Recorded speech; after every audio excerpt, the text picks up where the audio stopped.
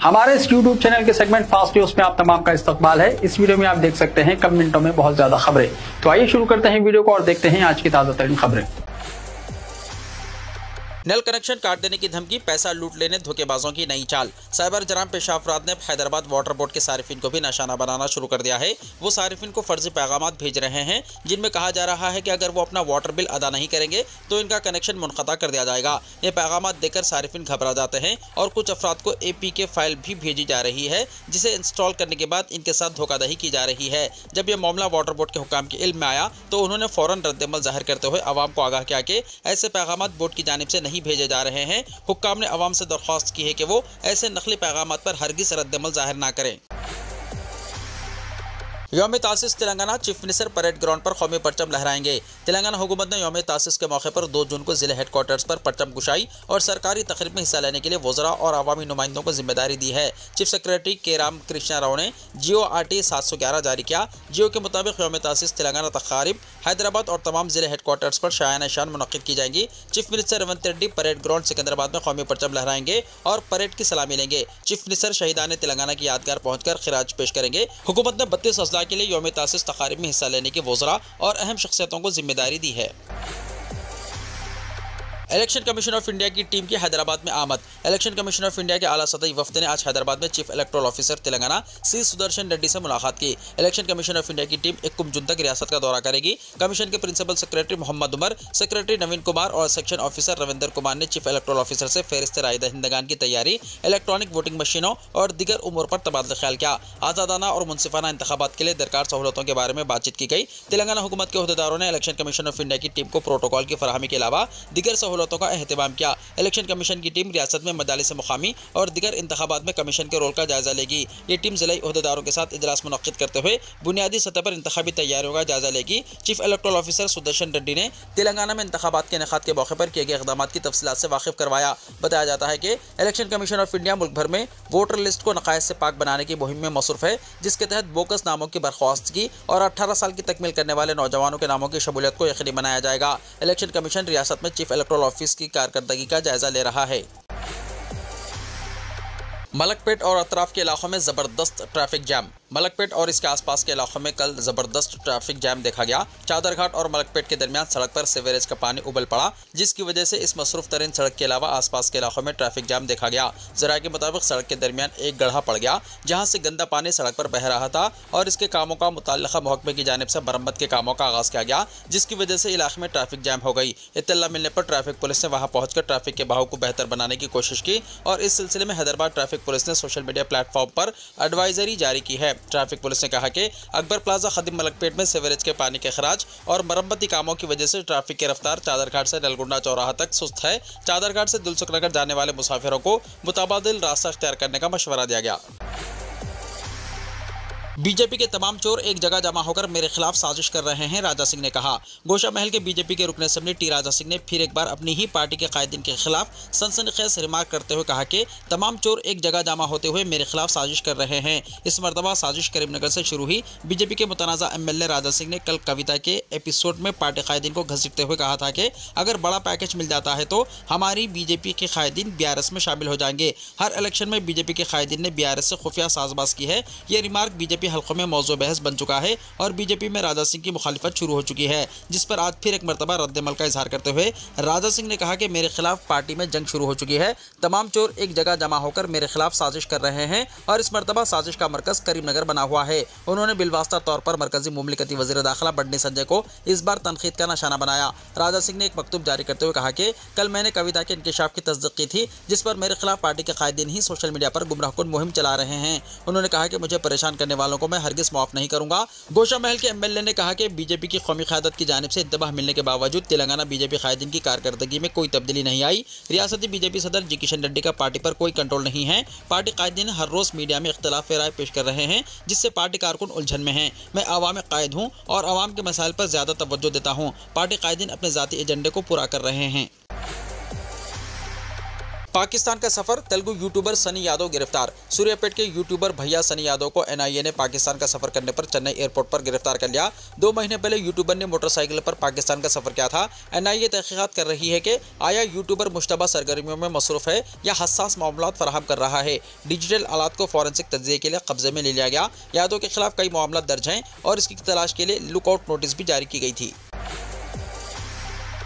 Indiramma housing scheme के तहत 2,10,000 इस्तेफादा को नंदगान का इंतखाब। वज़ीर माल और हाउसिंग पी श्रीनिवास रेड्डी ने इंकशाफ किया है कि इंदिरम्मा हाउसिंग स्कीम के तहत रियासत में अभी तक 2,10,000 इस्तेफादा को नंदगान का इंतखाब किया गया है। मीडिया से बातचीत करते हुए श्रीनिवास रेड्डी ने कहा कि 10 जून तक बाकी मुस्तहिक इस्तेफादा को नंदगान की फहरिस्त तैयार कर ली जाएगी। इंदिरम्मा हाउसिंग के पायलट प्रोजेक्ट के तहत 42,000 मकानात मंजूर किए गए हैं, जिनमें से 24,000 मकानात की तामीर का आगाज हो चुका है। तकरीबन 100 मकानात मुकम्मल हो चुके हैं और उनका इफ्तिताह बाकी है। उन्होंने कहा कि बाकी मकानात की तामीर जल्द मुकम्मल करने के इक़दाम किए जा रहे हैं। उन्होंने कहा कि अपोजिशन अरकान को 40% इस्तेफादा कुनंदगान के इंतखाब का इख्तियार दिया गया है। बाकी 60% इस्तेफादा कुनंदगान इंतखाब की जिम्मेदारी इंदिरम्मा कमेटियों को दी गई। उन्होंने कहा कि ITDA के हुदूद में चिंचुक कबायली तबके से ताल्लुक़ रखने वाले 9,200 अफराद को मकानात मंजूर किए गए। हैदराबाद के 16 सलम इलाकों में 4 मंजिला इमारतें तामीर की जाएंगी और उनमें मुस्तहिक़ीन को मकानात अलॉट किए जाएंगे। वरंगल, निज़ामाबाद, करीमनगर, महबूबनगर, नलगुंडा में भी अलहदा मकानात की तामीर के बजाय 4 मंजिला इमारतें तामीर करने की तजवीज़ है। इसी दौरान वज़ीर ट्रांसपोर्ट पूनम प्रभाकर ने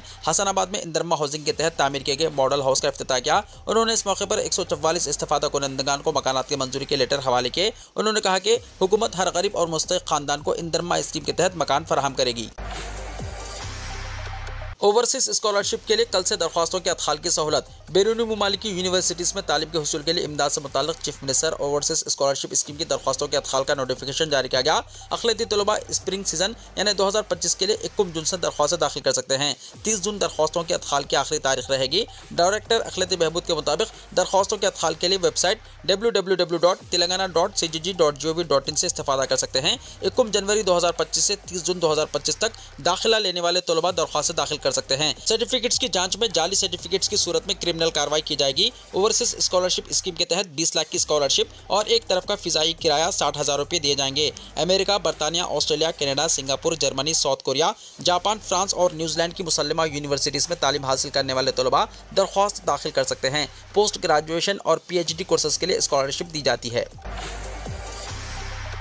तेलंगाना में हर मुस्तहिक गरीब खानदान को राशन कार्ड की इजराई, उत्तम कुमार रेड्डी ने कहा। वज़ीर आबकारी और सिविल सप्लाईज उत्तम कुमार रेड्डी ने ऐलान किया कि तेलंगाना ने किसानों से धान की खरीदी में मुल्क में रिकॉर्ड कायम किया है। मुत्तहदा आंध्र प्रदेश और BRS के 10 साला दौरे हुकूमत में किसानों से धान की खरीदी के रिकॉर्ड को कांग्रेस हुकूमत ने 1 साल में तोड़ दिया है। उत्तम कुमार रेड्डी ने मुत्तहदा नलगुंडा जिले के जिला कलेक्टर्स के साथ किसानों से धान की खरीदी, इंदिरम्मा हाउसिंग, भू भारती और दीगर इसके बाद पर आला सतही जायजा इजलास मुनक्किद किया। उन्होंने कहा कि रियासत में 46.7 लाख एकड़ अराजी पर 103.5 लाख मीट्रिक टन धान की रिकॉर्ड पैदावार हुई है। जारी रबी सीजन में तकरीबन 60 लाख एकड़ अराजी पर काश्त में इजाफा हुआ है, जिसके तहत 130 लाख मीट्रिक टन पैदावार का इम्कान है। साबिक़ में किसी भी हुकूमत ने यह रिकॉर्ड कायम नहीं किया। उन्होंने कहा कि तेलंगाना हुकूमत हर मुस्तहिक खानदान को राशन कार्ड फराहम करने का फैसला कर चुकी है। उन्होंने कहा कि सतह गुर्बत से नीचे या खुशहाल दोनों घरानों को राशन कार्ड जारी किए जाएंगे। उन्होंने कहा कि साबिक़ हुकूमत ने तकरीबन 10 साल तक राशन कार्ड की इजराई को रोक दिया था, जिसके नतीजे में कई मुस्तहिक खानदान ग़िज़ाई अजनास से महरूम रहे। उन्होंने कहा कि कांग्रेस हुकूमत नाइंसाफ़ी को ख़त्म करते हुए राशन कार्ड जारी करेगी। उन्होंने कहा कि राशन कार्ड पर हर शख्स को 6 किलो बारीक चावल मुफ्त सरबराह किया जा रहा है।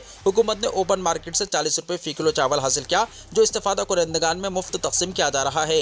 हुकूमत ने 2.81 करोड़ अफराद को मियारी चावल की सरबराही के लिए 10,665 करोड़ खर्च किए हैं। उन्होंने कहा कि 3 करोड़ इस्तेफादा कुनंदगान को चावल की सरबराही का इम्कान है। तेलंगाना में कोई भी गरीब खानदान भूखा नहीं रहेगा। उत्तम कुमार रेड्डी ने कहा कि BRS दौरे हुकूमत में मोटा चावल सरबराह किया गया। आबपाशी प्रोजेक्ट की तकमील का हवाला देते हुए उत्तम कुमार रेड्डी ने कहा कि हुकूमत ने किसानों को सैराब करने के लिए तमाम ज़ेर-ए-इल्तिफ़ा प्रोजेक्ट्स की आजिलाना तकमील का फैसला किया है।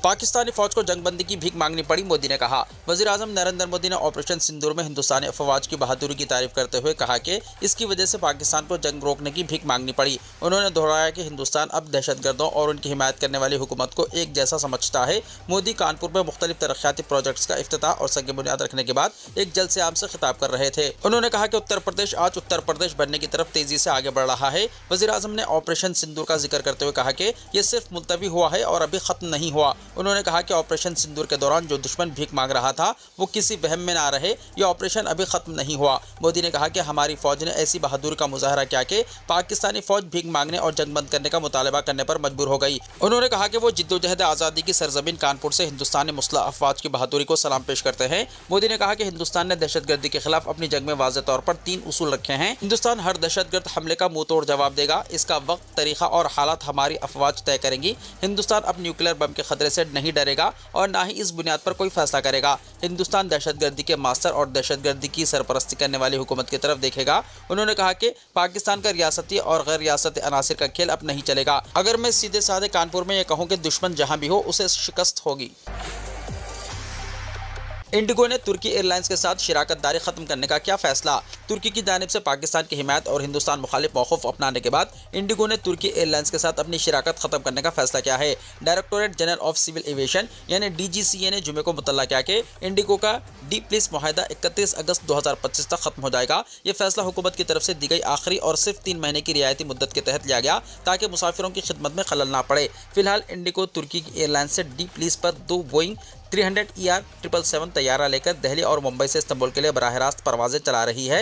ये लीज असल में 31 मई को खत्म होने वाली थी, लेकिन इंडिगो की दरख्वास्त पर DGCA ने इसे मजीद 3 महीने के लिए बढ़ा दिया है। इंडिगो ने इस लीज को 6 महीने तक बढ़ाने की कोशिश की थी, लेकिन DGCA ने इसे मुस्तरद कर दिया। रेगुलेटर ने वाज़ेह किया है कि मजीद तोसी नहीं दी जाएगी और ये आखिरी मौका है। दर हकीकत तुर्की ने हाल ही में हिंदुस्तान की जानिब से पाकिस्तान की हिमायत और दहशतगर्दों के ठिकानों पर फिजाई हमलों पर तनकीद की थी, जिसकी वजह से दोनों ममालिक के दरमियान सिफारती तनाव बढ़ गया है। इसी वजह से BCAS यानी bureau of civil aviation security ने भी तुर्क कंपनी सेलेबी एयरपोर्ट सर्विसेज की सिक्योरिटी क्लियरेंस मंसूख कर दी है। यही नहीं बल्कि कई ट्रैवल एजेंसियों और ऑनलाइन ट्रैवल प्लेटफॉर्म्स ने तुर्की का सफर न करने का मशवरा भी जारी किया है।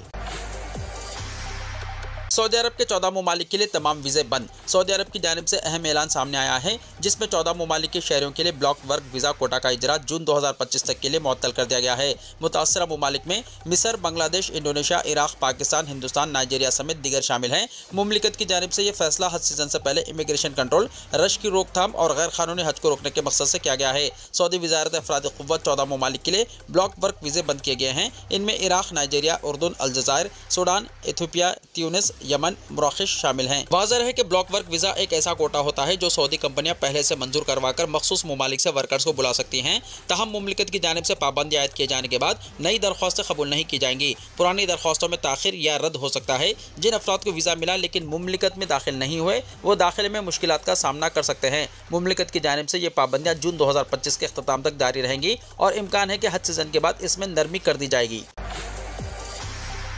पार्क में सयाह पर शेर का हमला, वीडियो वायरल। थाईलैंड के एक ऐसे तफरीही पार्क में जहां सयाहों को शेरों के साथ चलने, इन्हें खिलाने और सेल्फी लेने की इजाज़त दी जाती है, एक खौफनाक वाक़या पेश आया। यहां शेर ने एक शख्स पर अचानक हमला कर दिया। यह मंजर वीडियो में कैद हो गया, जो तेज़ी के साथ वायरल हो रहा है। वीडियो में देखा जा सकता है कि एक हिंदुस्तानी सयाह जंजीरों में जगड़े शेर के साथ और एक छड़ी थामे हुए शख्स, जो मुमकिन तौर पर टाइगर का ट्रेनर है, इसके हमरा चल रहा है। सयाह झुककर शेर को थपथपाता है, गालिबन तस्वीर के लिए पोज दे रहा था। सब कुछ पुरसुकून था, लेकिन अचानक शेर ने इस नौजवान पर हमला कर दिया।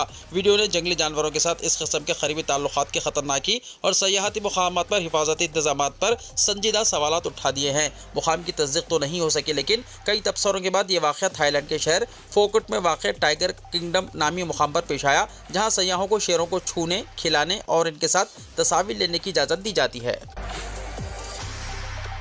गजा जंगबंदी की नई तजवीज़ पर इसराइल ने दस्तखत कर दिए। व्हाइट हाउस ने कहा है कि इसराइल ने गजा में 60 रोज़ा जंगबंदी की तजवीज़ पर दस्तखत कर दिए हैं, क्योंकि इसराइली अफवाज जंगज़दा इलाके में अपनी फौजी कार्रवाई जारी रखे हुए हैं। व्हाइट हाउस की प्रेस सेक्रेटरी कैरोलिन लिविट ने प्रेस ब्रीफिंग में तस्दीक की कि मगरबी एशिया के लिए अमेरिका की खुसूसी LG स्टीव विटकोफ और अमेरिकी सदर डोनाल्ड ट्रंप ने हमास को जंगबंदी की तजवीज़ सौंपी है, जिसकी इसराइल ने हिमायत की है। मिस्टर लिविट ने कहा कि इसराइल ने इस तजवीज़ पर हमास को भेजे जाने से पहले ही दस्तखत कर दिए थे। मैं इस बात की भी तस्दीक कर सकता हूँ कि वो बातचीत जारी है और हमें उम्मीद है कि गजा में जंगबंदी होगी, ताकि हम तमाम यरगमालियों को वतन वापस ला सकें। एक इसराइली एहलकार और इस मामले से वाकिफ एक अमेरिकी जरिए ने तस्दीक की है कि मुजव्वज़ा मुआहदे में न सिर्फ 60 दिन की जंगबंदी शामिल है, बल्कि 10 जिंदा यरगमालियों और 18 मुर्दा यरगमालियों के बाक़ियात को हवाले करने का मनसूबा भी शामिल है। हमास ने जुमेरात को कहा कि इसकी क़यादत को फालिसों के जरिए मिस्टर विटकोफ से गजा में जंगबंदी की एक नई तजवीज़ मौसूल हुई है और वो इसका मुताला कर रही है।